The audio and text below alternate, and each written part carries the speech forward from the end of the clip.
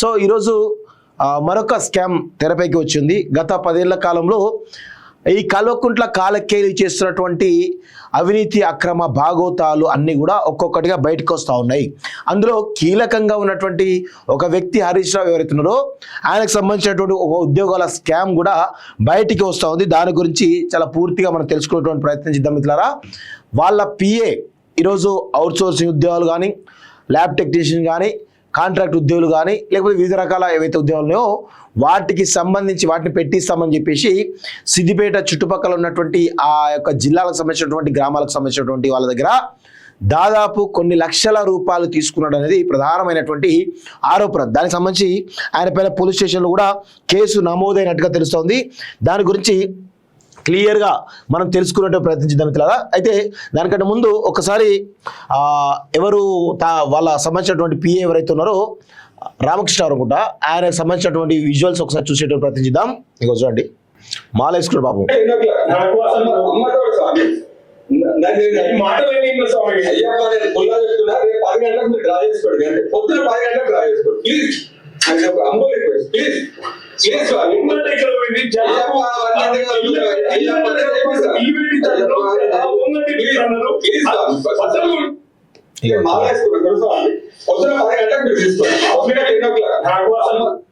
ఇది చూద్దాక ఇంకొక విజువల్ ఉంది, అది కూడా చూపించి మీకు మొత్తం చేపించు. ఇగో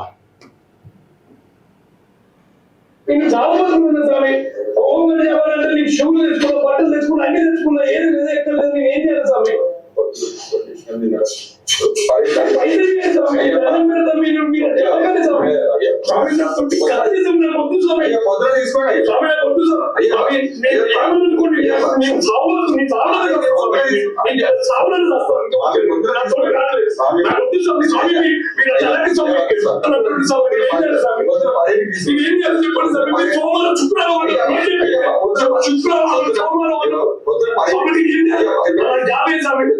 బట్టలు కొనుక్కోమన్నారు, బట్టలు కొనుక్కున్నారు. అయ్యప్ప నేను దండం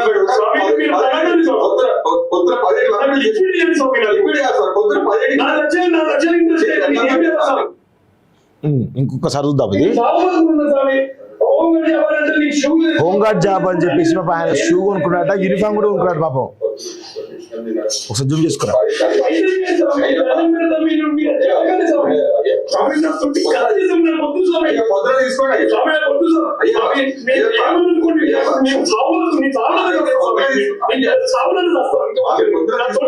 బట్టలు కొనుక్కోమన్నారు,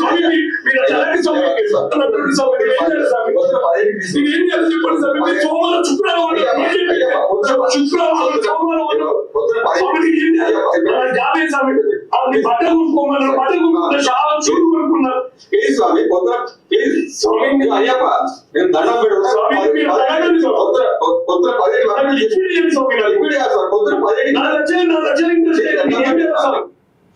పాపం ఈ అబ్బాయి నీ హోంగార్డ్ జాబ్ పెట్టిస్తా అని చెప్పేసి దాదాపు కొన్ని లక్షల రూపాయలు తీసుకున్నాడు. పాప ఆయన హోంగార్డ్ జాబ్ అయిపోయిందే, నువ్వు షూ కొనుక్కోవే, నువ్వు ఆ బట్టలు కొనుక్కోవే అంటే పాప ఆయన అవి కూడా కొనుక్కున్నాడు. ఇవి కొనుక్కొని దాదాపు 2-3 సంవత్సరాలైంది.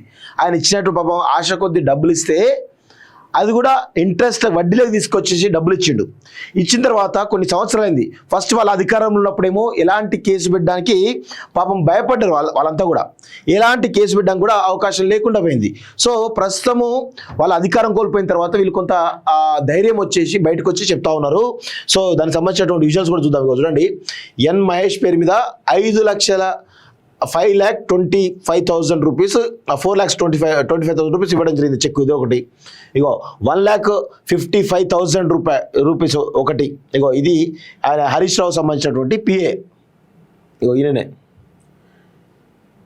ఓకే, ఇగో హరీష్ రావు తోటి కేటీఆర్ తోటి దిగుతున్నట్టు ఫోటోలు. ఇది ఒకటి విషయాలు, ఇది ఒక విషయం. సో స్వామి ఏ శరణమయ్యప్ప అన్నట్టే ఉన్నది కథ. స్వామి ఏ శరణమయ్యప్ప అన్నట్టు ఈరోజు స్వామి మాల వేసుకున్నటువంటి ఈ యొక్క ఎవరైతే కేటీఆర్ హరీష్ రావు పిఏ అవుతున్నారో పాపం ఆయన మాలలో ఉన్నాడు. మరి ఏమైనా అన్నా కానీ మాలలో ఉన్నాడు కాబట్టి ఏం అనలేకపోతున్నాం. కానీ స్వామి ఒక్కసారి మీరు ఆత్మావలోకనం, మీరు అధికారంలో ఉన్నప్పుడు ఒక పిఏగా, హరీష్ రావు పిఏగా మీరు ఇలాంటి అమాయకులను ఏ విధంగా జాబులు పెట్టిస్తా అని చెప్పి మోసం చేసిరో పర్ఫెక్ట్గా వీడియోతో సహా ఉన్నది అక్కడ, వీడియోతో సహా ఉన్నది. ఆయనకు చాలా క్లియర్గా మొత్తుకుంటా ఉన్నాడు. ఇలాంటి అమాయకుల దగ్గర డబ్బులు తీసుకొని, సరే మీరు డబ్బులు తీసుకొని జాబులు పెట్టించినప్పుడు వాళ్ళు బాగుపడుతుండే, కానీ డబ్బులు తీసుకొని వాళ్ళు చిన్న చిన్న వాళ్ళండి, వాళ్ళ దగ్గర లక్షల రూపాయలు తీసుకొని ఈరోజు జాబులు పెట్టిస్తా అని చెప్పేసి ఈ విధంగా చేయడం ఎంతవరకు సమంజసమో ఒక్కసారి మీకు మీరే ఆత్మావలోకం చేసుకోవాలని చెప్పేసి కూడా నేను కోరుతా ఉన్నాను. ఒకసారి దాని గురించి కూడా క్లియర్గా చదివేట ప్రయత్నిద్దాం. హరీష్ రావు ముఠా మరో స్కామ్. మేకతోలు కప్పుకొని తెలంగాణ ప్రజలను మోసం చేస్తున్న గుంటనక్క హరీష్ రావు అనేది మరోసారి నిరూపితమైంది. తెలంగాణ ఉద్యమ సమయంలో పెట్రోల్ పోసుకున్నట్లు నటించి 1200 మంది బిడ్డ చావులకు కారణమైనటువంటి అగ్గిపేట అలియాస్ తన్నీర్ హరీష్ రావు తెలంగాణ ఏర్పడిన తర్వాత అధికారులకు వచ్చి మంత్రి పదవులు అనుభవిస్తూ పెద్ద ముఠాను ఏర్పాటు చేసుకుని అమాయక ప్రజల జీవితాలతో చెలగట్టమాడుతున్నాడు. గత 10 ఏళ్లుగా మంత్రి పదవిని అడ్డుపెట్టుకొని తన ముఠా ద్వారా ప్రాజెక్టుల పేరుతో భూములు, కమిషన్లు, సెటిల్మెంట్ దందాలు సాగించాడు. మొన్నటికి మొన్న ఇదే హరీష్ రావు ముఠా చేసినటువంటి 5,000 సీఎం రిలీఫ్ ఫండ్ చెక్ల కుంభకోణం వెలుగులోకి వచ్చింది. ఇప్పుడేమో ఏకంగా ఉద్యోగాల స్కామ్ బయటపడింది. అయితే గతం రీసెంట్గానే ఒక 4-5 నెలల క్రితమే ఏది సీఎం రిలీఫ్ ఫండ్ సంబంధించిన చెక్ల విషయంలో వేరే పేర్లు ఉంటాయి, ఆ పేర్లతో ఉన్నటువంటి వేరే వ్యక్తుల డబ్బులకు వేరే వ్యక్తుల అకౌంట్లకు డబ్బులు మళ్ళించి వాళ్ళ ద్వారా మళ్ళీ వీళ్ళు డబ్బులు తీసుకున్నారని చాలా పెద్ద ఎత్తున ఆరోపణ వచ్చింది. దానికి సంబంధించి హరీష్ రావు యొక్క దగ్గర పనిచేసేటువంటి కీలకమైనటువంటి ఒక వ్యక్తే ఆ స్కామ్ చేసి చెప్పేసి బయటకు కూడా రావడం జరిగింది. ఇప్పుడేమో ఉద్యోగాల స్కామ్. సిద్దిపేట ఎమ్మెల్యే తన్నీరు హరీష్ రావు దగ్గర గత 20 ఏళ్ళుగా పీఏగా పనిచేస్తున్న బూరుగుపల్లి రామచంద్రరావు బీఆర్ఎస్ ప్రభుత్వ అధికారంలో ఉన్నప్పటి నుండి ప్రభుత్వ ఉద్యోగాల పేరిట ఎంతో మంది అమాయక ప్రజల జీవితాలతో చెలగాటం ఆడాడు. Home guard, field assistant, lab assistant, outsourcing ఉద్యోగాలు ఇప్పిస్తామని ఒక్కొక్కరి నుండి 5 నుండి 6 లక్షలు వసూలు చేశారు. తాము మోసపోయాను గ్రహించి పోలీస్ స్టేషన్లో ఫిర్యాదు చేద్దామనుకున్న బాధితులు మంత్రి పిఎల్ మీద కేసు పెట్టడానికి భయపడ్డారు. బీఆర్ఎస్ పార్టీ అధికారం కోల్పోవడంతో ఉద్యోగాల కోసం లక్షల రూపాయలు చెల్లించిన బాధితులు డబ్బుల కోసం నిలుస్తున్నారు, తిరగబడుతున్నారు. ఒకరు కాదు, ఇద్దరు కాదు, 100 మంది బాధితులు కోట్లలో డబ్బులు హరీష్ రావును కలుద్దామంటే కలవకుండా జారుకుంటారు. పిఏలు చెల్లని చెక్కులు ఇచ్చి రేపు మాపు అంటూ అరిగేలా తప్పించుకుంటున్నారు. సహనం ఓపిక నశించినటువంటి బాధితులు పోలీస్ స్టేషన్ల మెట్లు ఎక్కడంతో హరీష్ రావు ముఠా సాగించిన ఉద్యోగాల కుంభకోణం వెలుగులోకి వచ్చింది. నిత్యం నీతి సూక్తులు వల్లించే హరీష్ రావు బాధితులకు డబ్బులు తిరిగిస్తాడా లేక నాకు పిఏలకు సంబంధం లేదని చెప్పి తప్పించుకుంటాడా అనేది వేచి చూడాలి. హరీష్ రావు ముఠా చేసిన ఉద్యోగాల స్కామ్ పై ప్రభుత్వం పోలీసులు విచారణ జరిపించి ఈ స్కామ్ లో హరీష్ రావు పాత్రపై పిఏలపై విచారణ జరిపించి తీసుకున్న డబ్బులను ఇప్పించి తమకు న్యాయం చేయాలని కాంగ్రెస్ ప్రభుత్వాన్ని బాధితులు వేడుకుంటున్నారు. సో ఇది ఇక హరీష్ రావు సమాధానం చెప్పాలి. నువ్వు కూడా గతంలో ఏమన్నాడు అంటే ఈ ఏదైతే CMRF చెక్ల విషయం బయటకు వచ్చినప్పుడు అసలు ఆయన నేను ఎప్పుడో తీసేసిన, ఎప్పుడో ఆయన మీద కంప్లైంట్ చేసిన అని చెప్పేసి చెప్పడం జరిగింది. హరీష్ రావు కేసు పెట్టి నాకు ఆయనకు సంబంధం లేదు, అసలు ఆయన దగ్గర పనిచేయడం లేదని చెప్పేసి గతంలోనే చెప్పడం జరిగింది. సో ఇప్పుడు కూడా ఈ ఉద్యోగాల విషయంలో పిఏ రామకృష్ణరావు ఎవరైతున్నాడో నాకు ఆయనకు సంబంధం లేదు, నేను ఆయన ఎప్పుడో తీసేసిన అని చెప్పి బుకాయిస్తాడా అనేటువంటి అనుమానాలు కూడా కలుగుతూ ఉన్నాయి మిత్రులారా. సో ఈ హరీష్ రావు అనేటువంటి వ్యక్తి శుద్ధపూస ముచ్చట్లు చెప్పుకుంటూ ఇంకా ఎన్ని రోజులు పబ్బం కడుతున్నారో ఆయన చెప్పాలి. అమాయకమైనటువంటి తెలంగాణ ప్రజల ఈరోజు వాళ్ళు రక్త మాంసాలను అరిగించి పాపం ఒక్కొక్క చిన్న మధ్యతరగతి ఇంట్లోకి 5 లక్షలంటే వాళ్ళకి చాలా పెద్ద డబ్బండి. అలాంటి 5 లక్షల రూపాయలు అప్పులు చేసి 4%కో 5%కో 10%కో అప్పులు చేసి జాబ్ వస్తుంది కదా, మా జీవితం సెటిల్ అవుతుంది కదా, మాకు ఒక ఉద్యోగం వస్తుంది కదా, మా జీవితాలకు ఒక దారి చూపిస్తారు కదా అనేటువంటి ఉద్దేశంతో 5 లక్షలు 6 లక్షల రూపాయలు తీసుకుపోయి వాళ్ళకి ఇస్తే వాళ్ళు ఆ జాబులు పెట్టించకపోగా ఈరోజు వాళ్ళ ఫోన్ లిఫ్ట్ చేయకుండా దొరకకుండా అధికార మదంతో ఈరోజు పెద్ద ఎత్తున చెలాయిస్తున్నారు వీళ్ళంతా కూడా. సో ఇప్పుడు గతంలో కేసులు పెడదాం అనుకుంటే వాళ్ళపైనే తిరగబడి వాళ్ళపైనే ఏదో కేసులు పెట్టేసి ఇబ్బంది పెట్టినటువంటి సంఘటనలు కూడా అనేకం ఉన్నాయి. సో ఇప్పుడేమో మరి అధికారం కోల్పోయారు కాబట్టి ఇప్పుడు కొంత ధైర్యం చేసి బయటకు వస్తారు. ఇలాంటి బాధితులు కొన్ని వేల మంది ఉన్నారండి. హరీష్ రావు గారు ఇప్పటికైనా మీరు సమాధానం చెప్పాలి.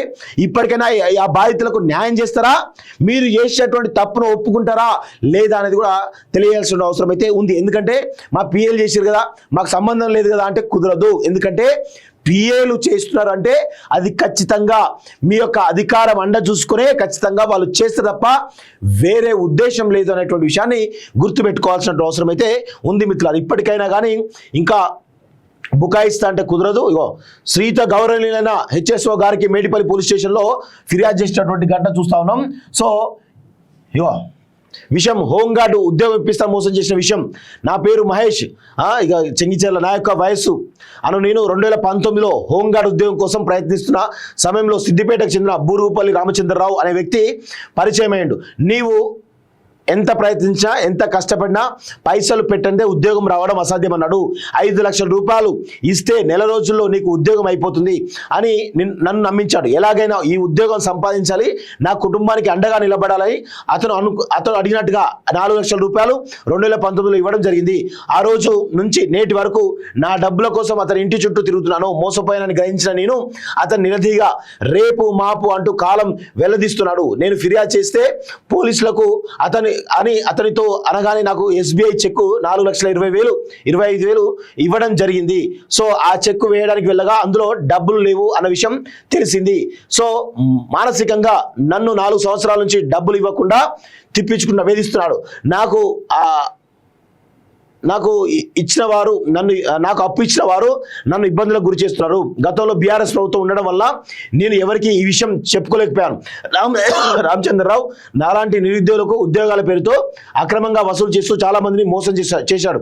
సిద్దిపేట ఎమ్మెల్యే హరీష్ రావు దగ్గర గత 20 సంవత్సరాలుగా పిఏగా పనిచేస్తున్న రామచంద్రరావు పైన చీటింగ్ కేసు నమోదు చేసి నాలాంటి నిరుద్యోగులకు మేము కోల్పోయిన మోసపోయిన డబ్బును మాకు ఇప్పించి న్యాయం చేయవలసిందిగా మిమ్మల్ని కోరుచున్నారు. ఈ ఫిర్యాదుతో పాటు నాకు రామచంద్రరావు 2 చెక్కుల జిరాక్స్ కాపీ జతపరుస్తున్నారు. దీంతో పాటు అతను ఒక చెక్కు ఇస్తున్నటువంటి వీడియోను కూడా జతపరుస్తున్నాను. దయచేసి నాలాగా మోసపోయిన నిరుద్యోగులకు న్యాయం జరగాలని కోరుకుంటున్నాను అంటూ ఇగో ఇది హరీష్ రావు యొక్క భాగవతం అండి.